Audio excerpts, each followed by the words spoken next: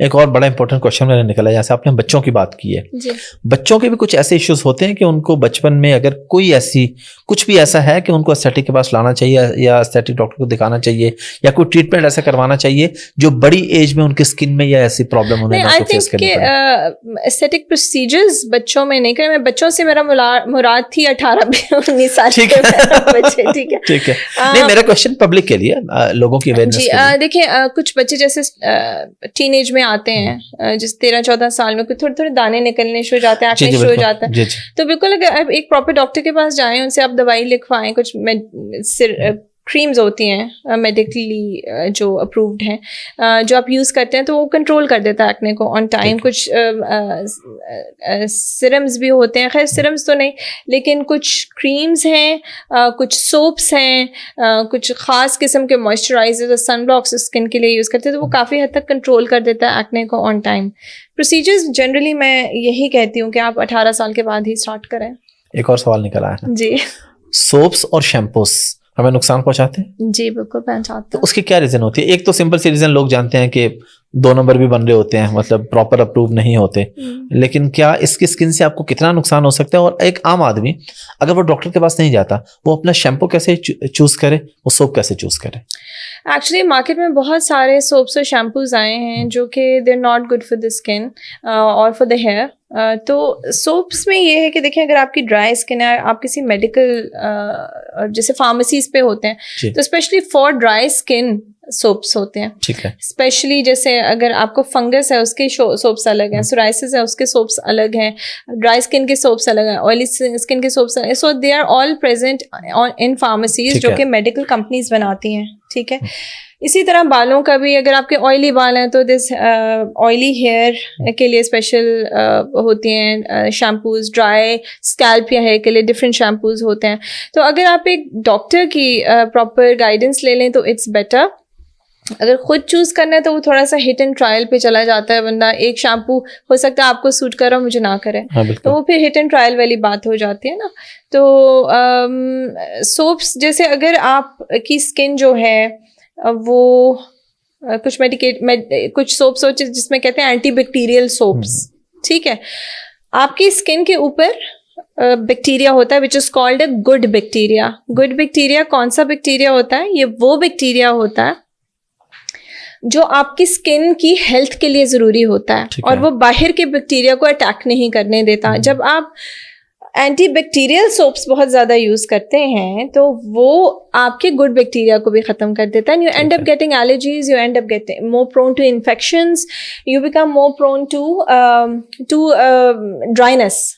तो ये थोड़ा, मैं नाम नहीं लूँगी उन सोप्स का, लेकिन ये थोड़ा सा ज़रा ध्यान से लेके चलनी चाहिए। वो चीज़ें हम जनरली रिकमेंड नहीं करते कि आप एंटीसेप्टिक सोप्स बहुत ज़्यादा यूज़ करें, अनलेस यूर अ डॉक्टर या आपको कोई इस तरह का काम है। जैसे हमें जब हम ट्रीटमेंट्स करते हैं तो हमें प्रॉपर सैनिटाइज करना पड़ता है अपने हैंड्स को, उसमें तो there is no two ways about it.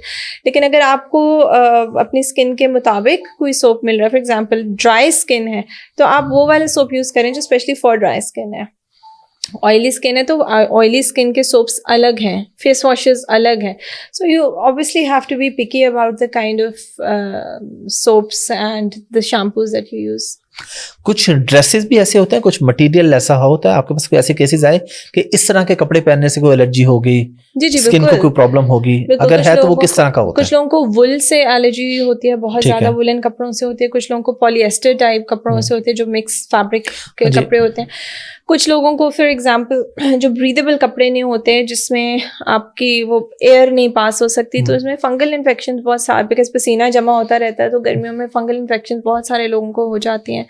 So yes, हर कोई जिनकी एलर्जी प्रोन स्किन होती है ना, हर कोई is allergic to specific ingredients. हर किसी का एक ही सिनेरियो नहीं होता। तो बिल्कुल कपड़े, इवन फूड्स, कुछ लोगों को एलर्जीज होती हैं, फूड से होती हैं, कुछ लोग सोलर जो धूप से, कुछ लोगों को एलर्जी होती है।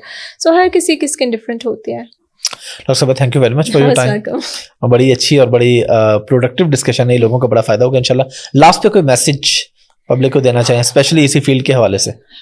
यही कहूँगी कि बहुत सारे मिसकंसेप्शंस हैं इस फील्ड को लेके, और कुछ लोगों के फियर्स जो हैं वो ठीक भी हैं, बिकॉज बहुत सारे ऐसे लोग भी इसमें कूद पड़े हैं जो नॉन डॉक्टर्स हैं। तो एक तो मैं ये कहूँगी कि पहले आप देखें कि आप जा किसके पास रहे हैं, वो डॉक्टर MBBS है भी कि नहीं है, and then you also need to see कि वो अगर कर रहे हैं, क्योंकि हर चीज़ की टेक्निक होती है ना, तो वो अगर हैं तो वो इसमें एक्सपीरियंस इनका कितना और अच्छा एक्सपीरियंस है, बिफोर आफ्टर्स देख के जाएं। जो आप ट्रीटमेंट्स कराने जा रहे हैं उसके बारे में थरली पढ़ के जाएं, आप उसके प्रोज एंड कॉन्स देख के जाएं, and these treatments ultimately work very well अगर ये properly implement की जाए, properly protocol से की जाए, तो इनके वो side effects नहीं हैं जितने आप लोग सोचते हैं। इसको लेके myths बहुत बनी हैं।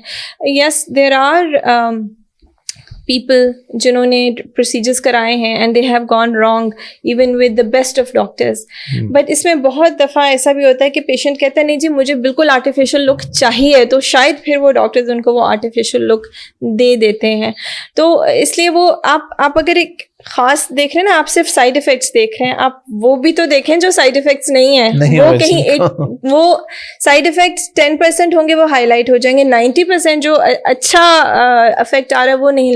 लेकिन हमेशा हमारी सोसाइटी में नेगेटिविटी हाईलाइट होती है, नेगेटिव पॉजिटिविटी हर जगह पे, हर जगह पे। यू नो लाइक एक ऑपरेशन है, एक सर्जन है जिसने सारी उम्र बड़े अच्छे सर्जरीज की हैं, तो वो नॉर्मल है, वो नॉर्मल है, और एक कोई बेचारे से गलती हो जाए तो वो 1000 सर्जरीज पे हावी हो जाती है। So everything like surgery, like any medication, any treatment regime has their side effects, ठीक है। एंड यस, इन ट्रीटमेंट्स के भी साइड इफेक्ट्स हैं, but you have two way के आपने साइड इफेक्ट्स किस तरह से मिनिमाइज करने हैं वो अपने डॉक्टर से डिस्कस करें।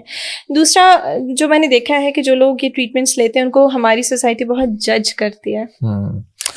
ये बहुत इम्पोर्टेंट है, बिल्कुल। सो आई डोंट थिंक दैट्स सबको राइट है अपना अच्छा लगने का, हर बार। यस, तो आप किसी को और बड़े टॉक्सिक कमेंट्स आते हैं कुछ लोगों के, स्पेशली जो थोड़ी ओल्डर एज की फीमेल्स आती हैं और वो ट्रीटमेंट कराते हैं, तो कोई कहता है जी अल्लाह अल्लाह करने का टाइम है, उनके नमाजें पढ़ें, आप किधर ट्रीटमेंट्स में चले गए। Everybody has a right to look good, नमाज भी पढ़नी चाहिए लेकिन साथ ट्रीटमेंट उसके साथ भी करेंगे तो कोई बुराई नहीं है जी। सो आई वुड जस्ट से कि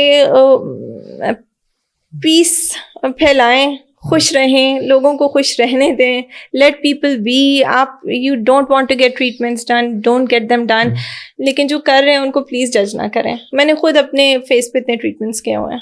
लोगों को खुश रहने दें, आप खुद भी खुश रहें, खुद भी खुश रहें। वो आप करवा के एस्थेटिक ट्रीटमेंट्स खुश रहते हैं, ये उनके बगैर खुश रहते हैं, that's your choice. Up to you. Thank you very much. Most welcome.